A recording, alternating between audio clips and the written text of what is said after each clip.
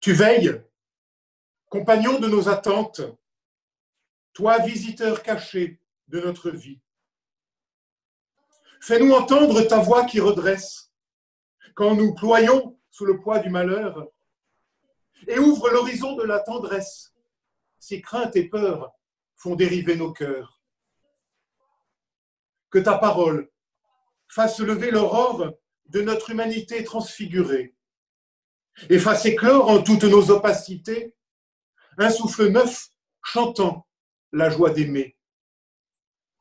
Sous nos pas fleuriront pour notre terre justice et paix, amour et vérité, et de nos mains des perles de lumière.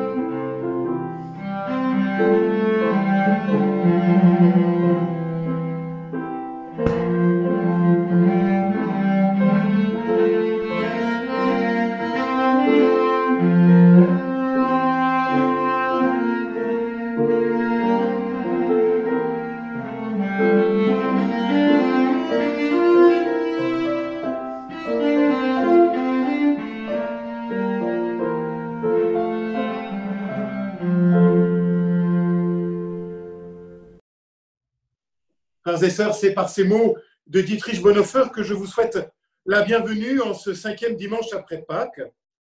Nous sommes présents malgré les distances telles que nous sommes, avec ce qui nous réjouit ou ce qui nous peine, nos espérances ou nos découragements, avec ce qui en nous est lumière ou ténèbres. Mais tout cela, nous pouvons le déposer devant Dieu. Ce dimanche, dans la tradition des églises d'Occident, est nommé Rogate, ce qui signifie en latin prière, et qui vient de l'antienne du psaume du jour, le psaume 66, « Béni soit Dieu qui n'a pas écarté ma prière ». Et je vous invite à la prière avec les mots du psaume 66. « Béni soit Dieu qui n'a pas écarté ma prière, ni détourné de moi son amour. Alléluia. Toute la terre se prosterne devant toi. Elle chante pour toi, elle chante pour ton nom. Venez et voyez les hauts faits de Dieu. Ses exploits redoutables pour les fils des hommes. Il changea la mer en terre ferme. Ils passèrent le fleuve à pied sec. De là, cette joie qu'il nous donne. Il règne à jamais par sa puissance. Venez, écoutez, vous tous qui craignez Dieu. Je vous dirai ce qu'il a fait pour mon âme. Béni soit Dieu, qui n'a pas écarté ma prière. Ni détourné de moi son amour. Gloire soit au Père et au Fils et au Saint-Esprit, maintenant et toujours et au siècle des siècles. Amen. Et puis ce psaume 66, nous l'avons aussi dans nos recueils de cantiques, dans le psautier huguenot. Nous allons donc chanter au psaume 66 les strophes 1, 2 et 4.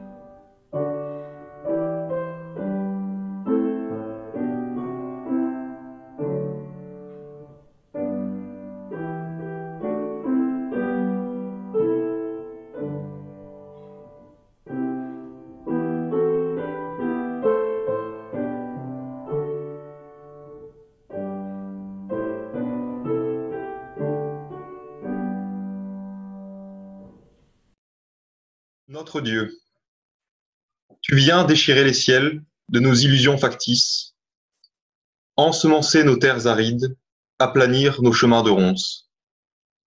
Tu viens, en Jésus le Christ, tracer route nouvelle, déraciner de nos vies les germes de haine et dévoiler un monde fraternel. Tu viens, par ton souffle, poser ton éclat au fort de notre nuit, apporter la fraîcheur de l'aurore pour notre terre flétrie. Conduire nos pas dans tes sillons d'amour, loué sois-tu. Parlant de la Bible, Luther emploie une très belle image. Il compare la Bible au berceau de jonc qui portait Moïse sur les eaux du Nil. Le berceau n'a de valeur qu'à cause de l'enfant qui s'y trouve caché. Le berceau n'est pas l'enfant, mais sans le berceau, l'enfant se serait noyé et aurait péri. De même, la Bible n'est pas en tant que telle la parole de Dieu. Mais sans la Bible qui la porte, la parole divine ne nous parviendrait pas. Alors notre Dieu envoie maintenant sur nous ton souffle saint, afin que parle pour nous l'Écriture, afin que résonne en nous ta parole. Donne-nous des oreilles pour entendre et surtout un cœur pour en vivre. Amen.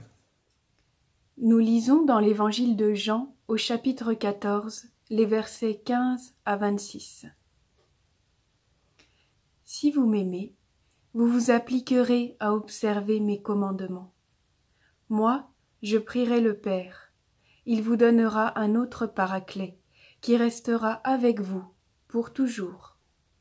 C'est lui, l'Esprit de vérité, celui que le monde est incapable d'accueillir, parce qu'il ne le voit pas et qu'il ne le connaît pas. Vous le connaissez, car il demeure auprès de vous, et il est en vous. Je ne vous laisserai pas orphelins, je viens à vous. Encore un peu, et le monde ne me verra plus. Vous me verrez vivant, et vous vivrez, vous aussi. En ce jour-là, vous connaîtrez que je suis en mon Père, et que vous êtes en moi, et moi en vous. Celui qui a mes commandements et qui les observe, celui-là m'aime. Or celui qui m'aime sera aimé de mon Père, et à mon tour, moi, je l'aimerai, et je me manifesterai à lui. Judas, non pas l'Iscariote, lui dit : « Seigneur, comment se fait-il que tu doives te manifester à nous et non pas au monde ?» Jésus lui répondit : « Si quelqu'un m'aime, il gardera ma parole, et mon Père l'aimera. Nous viendrons à lui, et nous ferons notre demeure auprès de lui. Celui qui ne m'aime pas ne garde pas mes paroles. Et la parole que vous entendez n'est pas la mienne, mais celle du Père qui m'a envoyé. Je vous ai parlé ainsi pendant que je demeurais auprès de vous. Mais c'est le Défenseur, l'Esprit Saint, que le Père enverra en mon nom, qui vous enseignera tout et vous rappellera tout ce que moi, je vous ai dit. Chers amis, frères et sœurs, l'heure est grave. Jésus va mourir. Il le sait et il le dit. Jésus commence son discours au début du chapitre précédent en s'adressant à ses disciples par cette attendrissante formule « Mes petits enfants ». Puis il continue « Je ne suis avec vous que pour peu de temps ». Et que va-t-il se passer quand il ne sera plus là? C'est la panique autour de lui. Les disciples se sentent abandonnés, trahis même peut-être. Que va devenir la communauté qui s'était formée autour de Jésus? Comment pourront-ils être en lien avec Dieu sans Jésus? Les disciples seront seuls. Eux qui ont abandonné leur travail, leur famille, leur religion même, pour suivre Jésus. Cette vie extraordinaire qu'ils ont vécue avec Jésus va s'arrêter pour toujours. Il n'y a plus d'avenir. C'est la fin de tout. Et Jésus va leur parler pour les rassurer, pour leur dire que oui, il va partir, mais non, tout ne s'arrête pas pour autant.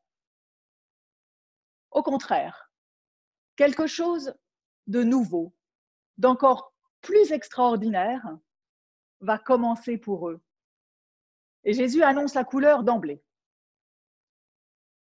Je cite, « Je prierai le Père et il vous donnera un autre paraclet qui restera avec vous pour toujours. » Fin de citation. Moi, je pars, dit Jésus, mais un autre paraclet sera là pour vous, pour toujours. Drôle de mot, ce paraclet. Il vient directement du grec, parakletos, qui veut dire celui que l'on appelle auprès de soi, à ses côtés, celui que l'on appelle à l'aide. Et ainsi, ce paraclet a pris le sens d'avocat qui vient nous aider à nous défendre, ou bien de consolateur qui vient nous soutenir. Et parfois, comme dans notre Bible, c'est traduit par défenseur, celui qui vient nous défendre. Ce paraclet, c'est un terme spécifique à l'évangéliste Jean et qui désigne sans aucun doute possible l'Esprit Saint, le Saint-Esprit. Et d'ailleurs, Jésus précise, en parlant du paraclet, c'est lui l'Esprit de vérité. Et l'Esprit de vérité, c'est une autre appellation classique de l'Esprit Saint. Donc, quand Jésus sera parti, Dieu nous donnera l'Esprit Saint pour être à nos côtés pour toujours. Figurez-vous que je rencontre assez souvent des personnes qui me disent « Moi, l'Esprit Saint ou le Saint-Esprit, je ne comprends pas ce que c'est. » Et figurez-vous que les disciples, je pense, ne comprennent pas très bien non plus, puisque Jésus, dans ce texte, essaye justement de leur expliquer. Il essaye d'expliquer aux disciples incrédules et perplexes ce que c'est que ce Saint-Esprit que Dieu va leur envoyer pour qu'ils ne soient plus seuls.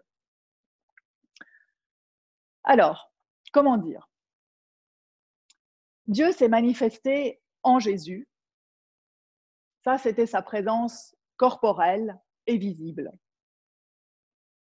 Et l'Esprit Saint, c'est une autre forme, une autre de ses modalités de manifestation, une présence invisible cette fois. Et Jésus ou l'Esprit Saint, en fait, c'est pareil. C'est dans les deux cas une façon pour Dieu d'être à nos côtés. Et d'ailleurs, dans notre texte, Jésus dit d'abord « Il demeure auprès de vous et il est en vous ». Ce « il », c'est le Saint-Esprit. Puis au verset suivant, Jésus dit « Je viens ». Comme si par la venue de l'Esprit Saint, c'était aussi finalement Jésus qui allait venir ou revenir. Et finalement, dans les deux cas, Esprit Saint ou Jésus, il s'agit de la façon pour Dieu d'être présent à nous. Et quand Jésus dit « Je ne vous laisserai pas orphelins, je viens à vous », il veut dire qu'après sa mort, il reviendra sous forme de l'Esprit Saint envoyé par Dieu auprès de ses disciples pour les accompagner. Dans ce « Il est en vous et je viens en vous »,« je viens à vous », deux expressions au présent de l'indicatif, je crois qu'il y a là une certitude. C'est un fait avéré. Dieu nous envoie le Saint-Esprit pour que nous sentions que Jésus est à côté de nous. Quelques versets plus loin, Jésus dit « Nous viendrons ». Nous, c'est-à-dire Dieu et lui. Je cite, « Si quelqu'un m'aime, il gardera ma parole et mon Père l'aimera. Nous viendrons à lui et nous ferons notre demeure auprès de lui. » Fin de citation. Et enfin, pour terminer, Jésus précise, je cite, « C'est le défenseur, l'Esprit Saint, que le Père enverra en mon nom, qui vous enseignera tout et vous rappellera tout ce que moi, je vous ai dit. » Fin de citation. Cet Esprit Saint, en quelque sorte, condense en lui Dieu et toutes ces autres formes de révélation, comme Jésus. Mais le monde, nous dit Jésus, est incapable d'accueillir l'Esprit Saint. Le monde, sous la plume de Jean, c'est l'ensemble des personnes qui ne reconnaissent pas Jésus comme le Fils de Dieu. S'ils ne reconnaissent pas en Jésus le Fils de Dieu, ils ne peuvent pas non plus reconnaître l'Esprit Saint envoyé par Dieu. Mais les autres, ceux qui voient en Jésus le Fils de Dieu, eux, sont capables de reconnaître l'Esprit Saint. Non seulement cet Esprit Saint est auprès d'eux, auprès de nous, auprès de vous, mais nous précise le texte, il est en nous. C'est assez considérable quand on y pense. L'Esprit Saint, frères et sœurs, est en nous. Il est en vous. Dieu, qu'il se manifeste en tant que Jésus ou en tant qu'Esprit Saint, se révèle à nous en se revêtant de nous-mêmes. Dans cet événement de Pâques qui va arriver, que Jésus et les disciples vont bientôt affronter, chacun pour sa part, se réalise en même temps que la mort et la disparition du Jésus physique, sa présence réelle, métamorphosée, mais réaffirmée par l'Esprit Saint. L'Esprit Saint, c'est la puissance agissante de Dieu. On pourrait dire aussi l'aura de Dieu, ou bien la zone où se manifeste son influence. Et cette puissance de Dieu s'étend jusqu'à nous et nous englobe. Elle est entrée en nous et elle devient puissance de vie pour nous. Malgré sa forme incorporelle et désincarnée, Dieu transmet la vie. Je cite, « Encore un peu et le monde ne me verra plus, mais vous me verrez vivant et vous vivrez vous aussi. » Fin de citation. Ce qui va se passer après la mort de Jésus, et je dirais même du fait de la mort de Jésus, c'est-à-dire la proximité de Dieu par l'Esprit Saint, c'est un gage de vie. C'est comme si Dieu était arrivé au bout de ce qu'il voulait réaliser avec cet être humain, Jésus, qui le représentait sur terre. Et maintenant, il va s'ouvrir une autre ère, une ère où chacun pourra vivre de ce Dieu incarné en lui-même. En quittant la terre, Jésus laisse derrière lui une nouvelle façon pour Dieu d'être présent au monde, en nous. Et si jamais on n'avait pas compris, Jésus insiste, je cite, « Vous connaîtrez que je suis en mon Père et que vous êtes en moi et moi en vous. » Fin de citation. Cette ouverture à la vie et à la présence de Dieu a tout de même une condition. Aimer Jésus. L'aimer, c'est-à-dire croire que sa parole est la parole de Dieu. D'ailleurs, il le dit un peu plus loin. La parole que vous entendez n'est pas la mienne, mais celle du Père qui m'a envoyé. L'aimer, c'est mettre sa confiance en lui. C'est tout remettre entre ses mains. La foi en Jésus, Fils de Dieu, cette foi qui persiste au-delà de la présence physique de Jésus, donne accès à un autre type de manifestation de Dieu, moins ciblé, si j'ose dire, plus universel, en chacun et chacune d'entre nous. La foi qui vit en nous, c'est la trace visible de l'incarnation de Dieu en nous. Cette trace est parfois difficilement perceptible, voire invisible. Elle échappe complètement à notre désir, à notre maîtrise. Mais elle est le signe d'une révélation. Dieu se révèle à nous, à travers nous-mêmes, à travers notre foi. Pour nous dire que nous ne sommes pas seuls, que Dieu nous donne une direction. Nous sommes orientés vers la vie. Et dans cette aventure que les disciples croyaient terminée, s'ouvre grâce à la présence de Dieu un avenir pour nous. La clé de cet avenir, c'est d'aimer, c'est-à-dire offrir notre confiance. Amen.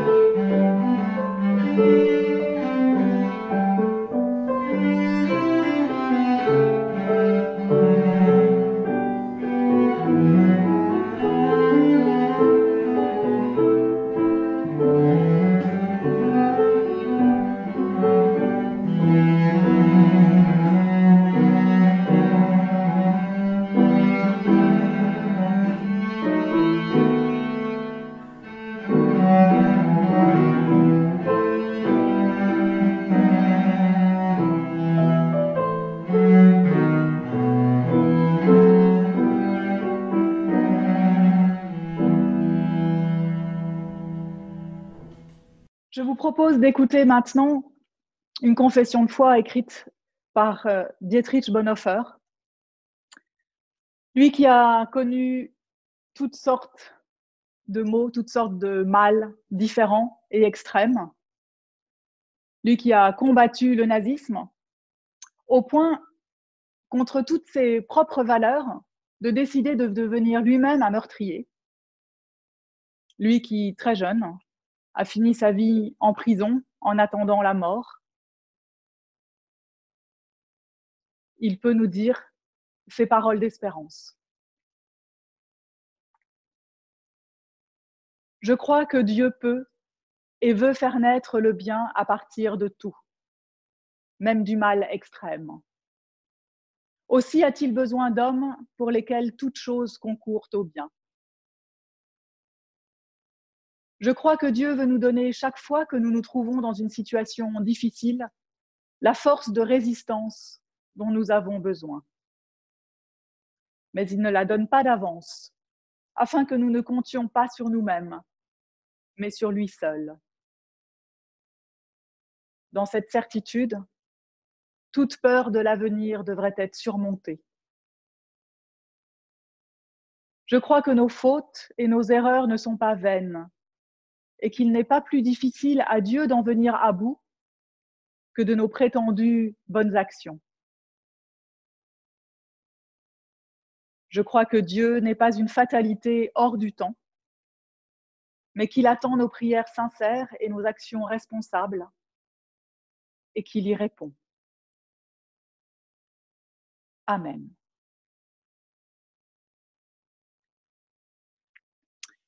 Et je vous propose maintenant de chanter « Nos cœurs te chantent ».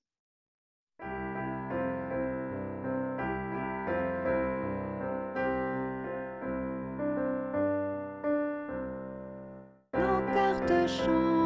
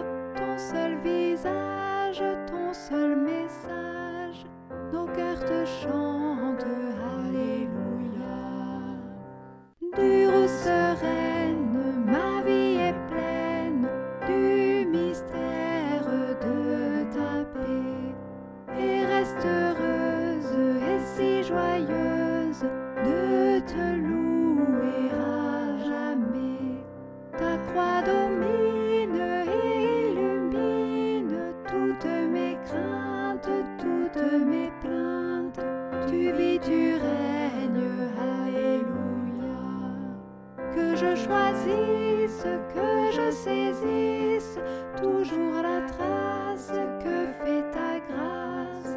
Nos cœurs te chantent, Alléluia.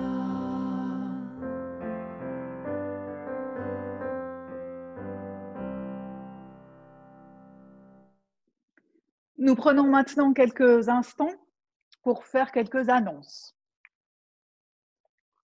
On pensait, avant d'annoncer notre petite offrande avec nos petites enveloppes, vous proposer pour dimanche prochain, où on aura un dimanche et un culte un peu plus orienté vers les plus jeunes et vers les enfants. On voulait vous proposer, pour ceux qui le peuvent, vous avez remarqué qu'on envoie depuis quelques dimanches de temps en temps des petits dessins. Si les enfants ont pu faire des dessins, des coloriages, envoyez-les nous. Envoyez-les nous à Marie-Pierre et à moi-même, et puis on essaiera de faire des petits montages afin de les passer pendant le culte. Voilà pour une première chose qu'on voulait partager avec vous.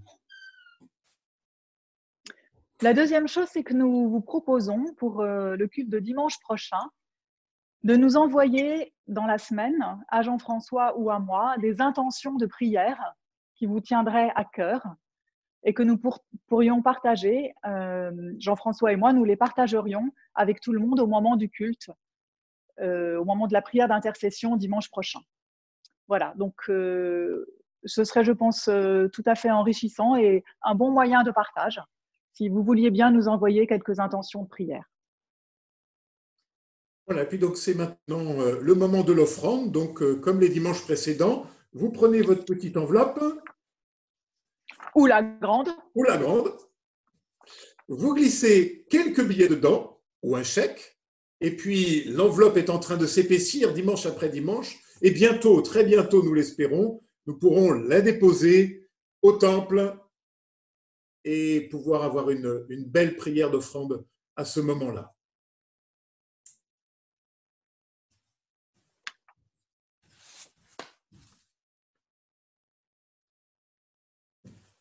Mais dans l'attente, nous pouvons ensemble prier.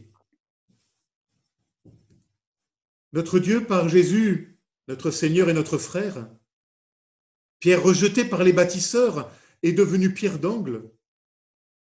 Tu fais de nous les pierres vivantes de ton Église, par ton souffle, des pierres de résurrection. Nous te prions pour tous les chrétiens, afin qu'ils vivent dans la joie et la confiance de ta résurrection. Qu'ils soient dignes, qu'ils soient des signes visibles de ta présence. Te prions aussi pour les responsables de ton Église, afin qu'ils témoignent de ta parole dans la confiance et soient fortifiés dans leurs actions. Nous te prions pour les responsables des peuples, afin qu'ils luttent pour la justice et la paix et restent humbles et lucides dans leurs décisions.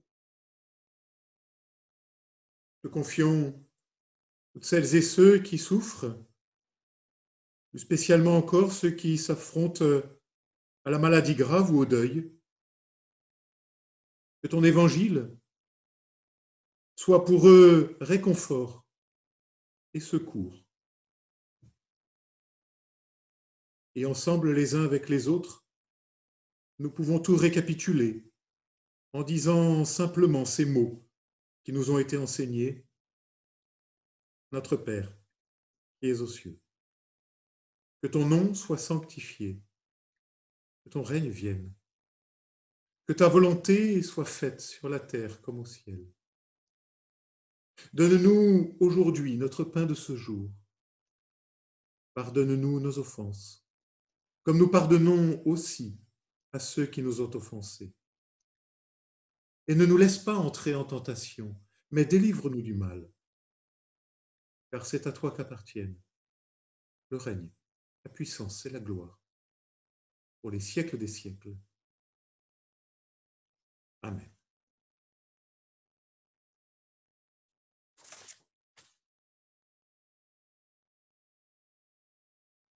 Recevez maintenant la bénédiction de la part du Seigneur, mais auparavant quelques mots d'envoi.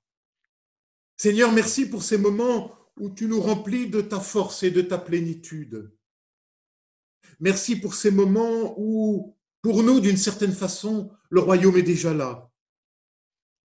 Nous aurions bien envie de planter nos tentes et de nous installer là, près de toi, loin de ceux qui souffrent et qui doutent.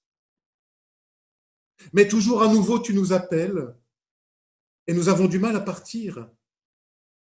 Alors tire-nous de notre confort et de nos conformismes pour nous remettre en chemin, toi qui es venu partager les joies et les peines des hommes et des femmes.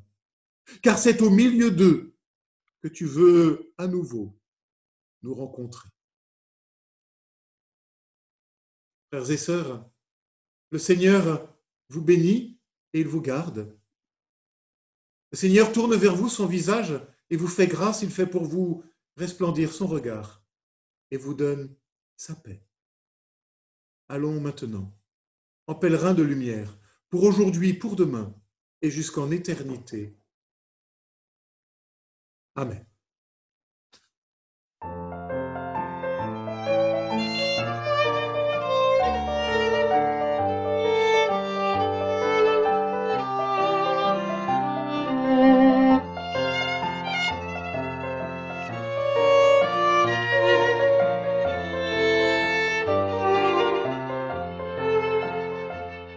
Que la grâce de Dieu soit sur toi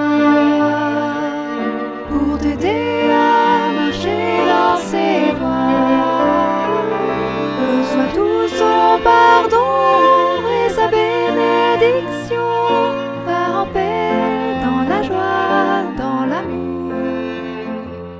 Que la grâce de Dieu soit sur toi pour t'aider à marcher dans ses voies. Reçois tout son pardon et sa bénédiction. Va en paix dans la joie, dans l'amour.